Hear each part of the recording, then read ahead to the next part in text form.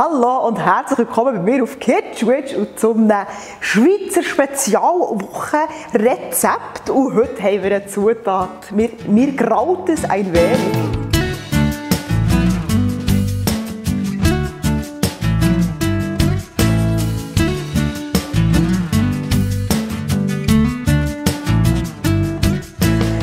Eine Zutat, die ich als Kind hast du mich jagen mit dem und ich habe das wirklich auch das letzte Mal vor etwa 15 Jahren gegessen oder sogar 20. Es ist wirklich ewig her.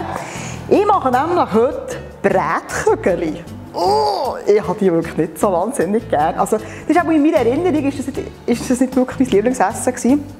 Und ich habe mir überlegt, jetzt gibst du einem Brätkügel eine zweite Chance und tut es aber nicht klassischerweise, man tut es mit Pastetli und weißer Sauce, tut man das servieren und Erbsen und Rüebli tut man dazu servieren.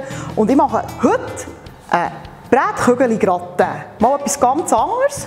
Und für diesen Brätkügel-Gratin brauchen wir Brätkügel, gekochte Teigware, ich habe hier Gravettli genommen, Nudeln im coolen Tassel. Das hier ist Speck, der wäre optional. Ich muss den wirklich einfach brauchen, sonst geht er kaputt. Dann habe ich Frühlingszwiebeln geschnitten, Käse zum Gratinieren. Dann habe ich hier ein Erbsli-Rüebli-Gemisch, Bouillon, Pfeffer, Salz zum Abschmecken und that's it.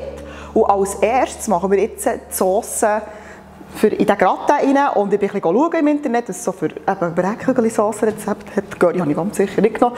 Und wir starten jetzt mit dem. Und für das brauchen wir die Zwiebeln, Bouillon, Nudeln, Salz, Pfeffer und jetzt eben noch Speck rein. Man nimmt einen Topf und macht ihn heiß. Der Speck. Die Zwiebeln anbraten. Bouillon. Nudeln. Aufkochen, ein bisschen köcheln und währenddem mache ich den Gratin parat. Zuerst tue ich die Teigwaren rein. Dann natürlich Brätkügel. Gemüse. Jetzt tue ich das ein bisschen gut vermischen.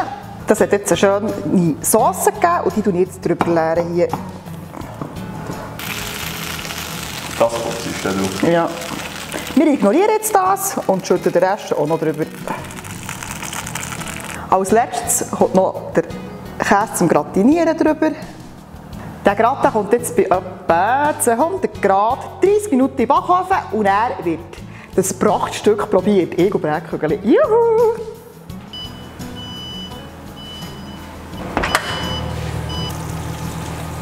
Ich habe den Gratin jetzt aus dem Ofen genommen und jetzt geht es ans Probieren. Ich mache das ganz pragmatisch hier aus dem Topf raus.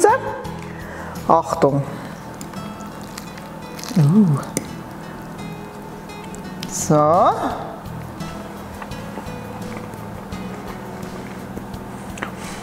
Der Gratin ist wirklich sehr, sehr gut abgeschmeckt, sehr, sehr gut gewürzt, sehr, sehr saftig. So ein bisschen, man kann es sicher in jedem Altersstadium essen. Und die Brätkügel sind halt wirklich, es sind halt einfach Brätkügel, aber es ist wirklich ein cooles, lustiges Rezept wenn man mal etwas anderes machen will, wenn man die Brätkügel mal anders brauchen.